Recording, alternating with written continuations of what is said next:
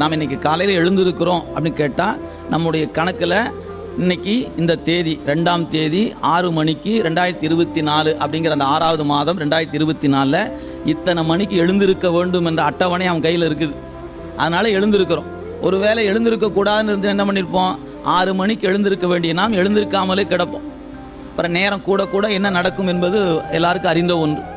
மருத்துவமனைக்கு போகணும், இடையில இங்கேயே போயிருச்சான்னு தெரியல, போகுமான்னு தெரியாது. இப்படி ஒவ்வொன்றையும் நீங்கள் அணுகி பார்த்தீங்கன்னா எதன் மீது விருப்பும் இருக்காது, எதன் மீது வெறுப்பும் இருக்காதுங்க. திருவருள்னு போட்டு கடந்து ஓடிக்கிட்டே இருப்போம்.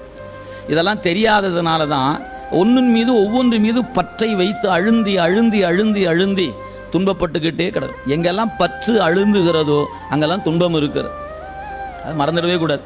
இறைவன் ஒருவன் மீது பற்று வைத்தால் மட்டும்தான் இன்பம். மற்ற எதன் மீது பற்று வைத்தாலும் அதன் வழியாக வருவது துன்பம் அப்படிங்கிறத இறைவன் பாடம் நடத்தி கொண்டே இருக்கிறார். நமக்கு அது தேர்ச்சி பெறாமலே நம்ம கீழே போய் கொண்டே இருக்கிறோம். பார்த்துக்கணும்.